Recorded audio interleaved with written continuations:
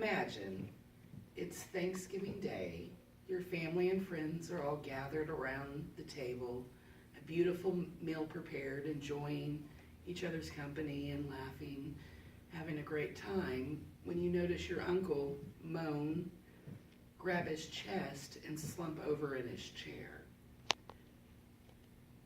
From this point, your knowledge could save his life. I've been a nurse for 9 years, and I've seen CPR save many lives. Ultimately, you have to act quickly, and that is what is the defining moment as to whether CPR is going to be effective. Cardiac arrest is one of the leading causes of death in the United States, approximately 350,000 per the American Heart Association. CPR is a life-saving process of surveilling the emergency, contacting the appropriate medical EMS, and initiating CPR.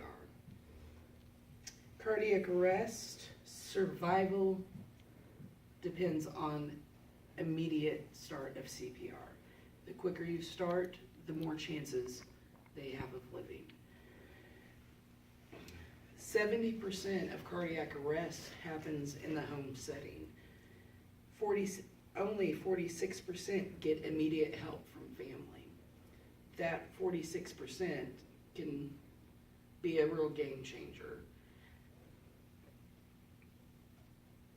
Knowing CPR and starting it immediately can double or even triple your risk of surviving a heart attack or cardiac arrest, per the American Heart Association. What to do first? According to the American Red Cross, the first step is to survey the scene. You want to make sure that when you are going to do CPR, that your scene is safe, that you are going to be safe and the person you're going to be performing CPR is safe. There's no point in doing CPR if somebody else is going to get injured. So what you would do is just look around, make sure there's no traffic, whatever it may be. If they're in water, you're going to pull them out of water. You're going to want them on a hard, flat surface. Then you're going to gently shake the victim and yell their name like this. Bob, Bob. Call 911 or have somebody call 911 for you. You need to do this before you start anything else, because you need to get EMS on their way out to you as soon as possible. If you have somebody with you, they can call, and 911 is going to walk you through it. Stay on the phone with 911. Don't hang up until the dispatcher says that you can, because if they can't find you, they have a question, they may not be able to get in contact with you. Now, we're going to initiate CPR.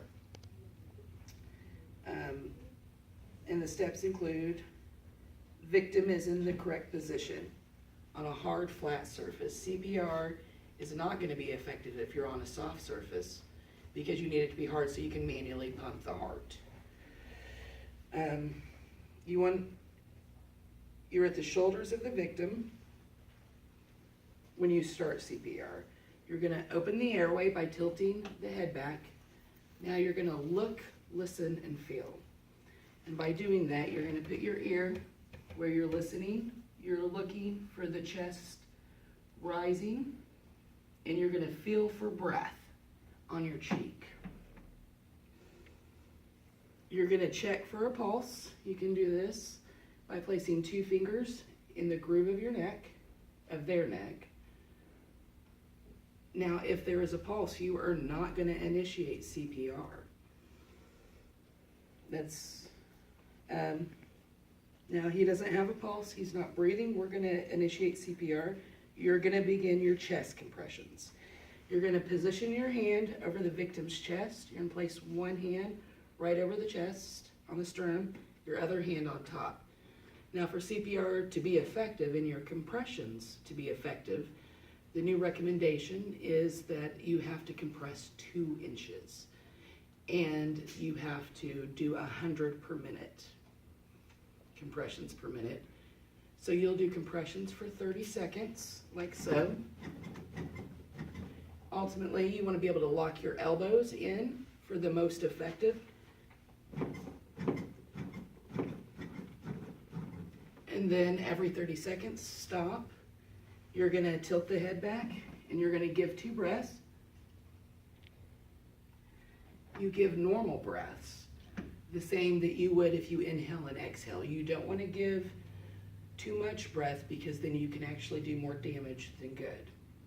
Ultimately, when you're doing your compressions, you want to manually pump the heart. You're going to feel the ribs break. So when you feel that crunch, don't be scared. That's a good thing. That means you're getting to the heart so that you can pump it.